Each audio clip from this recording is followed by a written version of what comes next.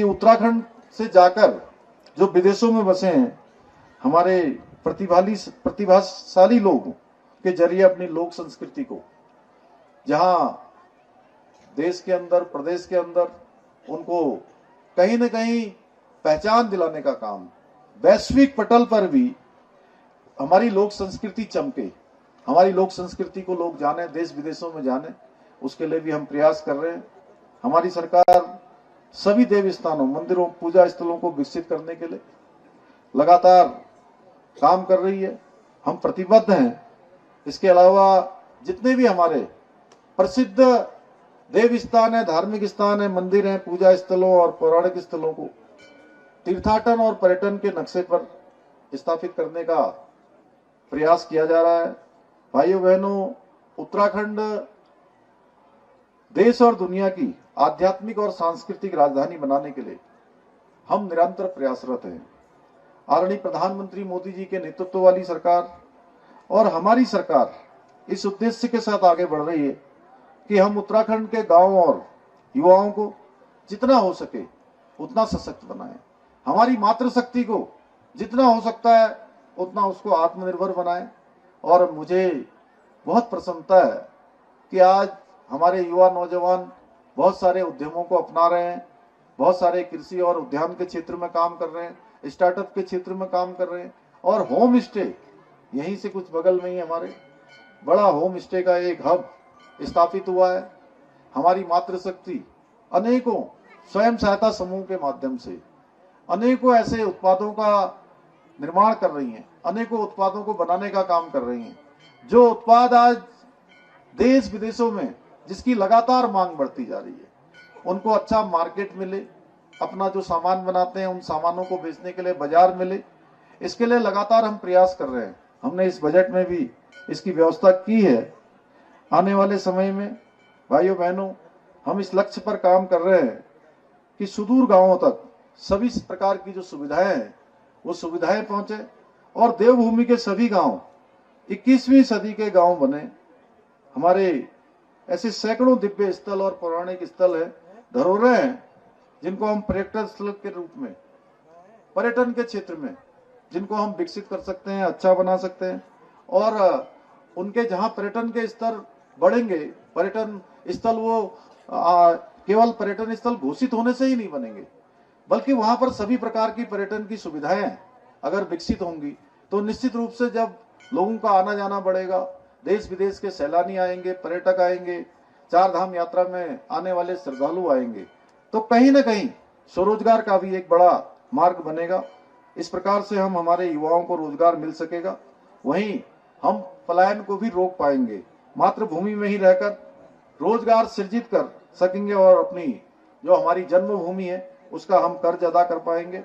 मुझे आशा ही नहीं, पूर्ण विश्वास है कि भगवान नागराज का यह पौराणिक स्थल और यह महासू देवता की थाती बिरोड़, लालूर, गौडौर, खाटल का एक केंद्र बिंदु एक दिन निश्चित रूप से भगवान नागराजा की कृपा से ये विश्व के मानचित्र में शामिल होगा और नाग टिब्बा और मसूरी की तर्ज पर विकसित होकर सैकड़ों लोगों को, हजारों लोगों को रोजगार देकर कहीं न कहीं जो दूर हमारे युवा जाते हैं, हमारे भाई बहन रोजगार के लिए जाते हैं, उनके रोजगार को यहीं पर सर्जित करने का काम करेगा, पलायन को रोकने में कारगर सिद्ध होगा, जिसकी शुरुआत यहाँ सड़कें पहुंचने से हो चुकी है।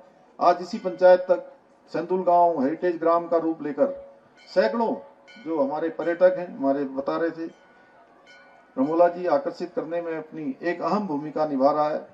अन्य गांव भी कहीं न कहीं इन गांवों से प्रेरणा ले रहे हैं, उनके लिए एक मिसाल बन रहा है।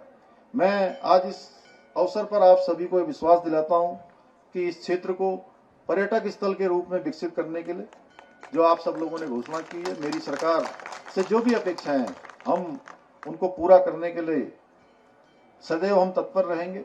मुझे पूरा विश्वास है कि उत्तराखंड को देश का श्रेष्ठ राज्य बनाने के लिए हम विकल्प रहित संकल्प को पूर्ण करने में आप सभी का सहयोग और आशीर्वाद मुझे और मेरी सरकार को हमेशा मिलता रहेगा। आप सबके आशीर्वाद से एक दिन जरूर ऐसा आएगा कि हम हिंदुस्तान के श्रेष्ठ राज्य बनेंगे, हिंदुस्तान के अग्रणी राज्य बनेंगे। उसको लेकर हम दो प्रकार के मॉडल को लेकर काम कर रहे हैं, दो प्रकार के हमने रोड मैप विजन बनाया है कि 2025 तक जो योजनाएं हमारी पूरी हो सकती है और 2023 से लेकर 2033 तक हर साल का रोड मैप कि इस साल हम कितना पहुंचेंगे, इस साल हमारी जीएसडीपी कितनी बढ़ेगी, कितने हमारे रोजगार के सृजन होंगे, कितनी हमारी आय की प्राप्ति होगी, किस प्रकार से हमारी सड़कों के क्षेत्र में, उद्यान के क्षेत्र में, पर्यटन के क्षेत्र में, उद्योगों के क्षेत्र में या सौर ऊर्जा के क्षेत्र में हम किस प्रकार से अपने को आगे बढ़ाएंगे। उन सभी क्षेत्रों का आकलन करके हम बढ़ रहे हैं और इस क्षेत्र में हमको सफलता भी प्राप्त हो रही है। चार धाम यात्रा प्रारंभ होने वाली है, 22 अप्रैल से प्रारंभ हो रही है। पिछले साल यात्रा में 50 लाख के लगभग यात्रियों ने पूरे देश से, दुनिया से भाग लिया था, चार धामों के दर्शन किए थे, उत्तराखंड की देवभूमि के दर्शन किए थे। इस वर्ष हमें उम्मीद है कि ये यात्रा पिछले साल से भी बड़ी होगी। उसके लिए हम समूचे प्रबंध कर रहे हैं। ये यात्रा हमारी लाइफलाइन है और इस यात्रा से हमारा सारी आजीविका, सारे लोगों का काम धाम जुड़ा हुआ है, इसलिए ये यात्रा अच्छी से अच्छी हो, उस पर भी हम काम कर रहे हैं। और आदरणीय प्रधानमंत्री मोदी जी ने जो बाबा केदार की भूमि से कहा है कि 21वीं सदी का तीसरा दशक उत्तराखंड का दशक होगा, उस दशक को बनाने की जिम्मेदारी भी हम सब की है। हम उस दिशा में आगे भी बढ़ रहे हैं। अभी आप सबको ज्ञात होगा कि जो कर्तव्य पथ, दिल्ली की कर्तव्य पथ की राजपथ से जिसका नाम कर्तव्य पथ हुआ, उस कर्तव्य पथ की जो पहली परेड हुई 22 साल के उत्तराखंड के इतिहास में पहली बार उत्तराखंड की जो मानस खंड की झांकी थी, जिसमें हमारे यहाँ के मंदिर थे, यहाँ का जिम कॉर्बेट था, यहाँ की लोक संस्कृति थी, यहाँ के अनेक प्रकार का हमारा सांस्कृतिक परिवेश था, उस सभी को दर्शाने का काम वहां पर हुआ था। उस झांकी को पहली बार देश के अंदर पहला स्थान प्राप्त हुआ। ये कहीं ना कहीं हम सब लोगों के लिए गौरव की बात है। आज मुझे जो हमारी नाग देवता पर्यटन एवं विकास समिति बिरुण है, उन्होंने एक ज्ञापन सौंपा है इस क्षेत्र के लिए। जो है मैं ये 6 उन्होंने इस पर बिंदु लिखे हैं। इसमें एक तो मैंने पहले ही घोषणा कर दी कि ये क्षेत्र हमारा पर्यटन के क्षेत्र के रूप में विकसित होगा और नागनाथ, बिरोड़, मुंगथात, अड़दड़ा, अषाढ़ थात को पर्यटन क्षेत्र घोषित किया जाएगा। साथ ही नागनाथ मंदिर के प्रांगण का सौंदर्यीकरण एवं विस्तारीकरण किया जाएगा। और भी जो 4 इन्होंने लिखा है, इन सब का परीक्षण करवा के इसको निश्चित रूप से इन घोषणाओं में आगे बढ़ाया जाएगा।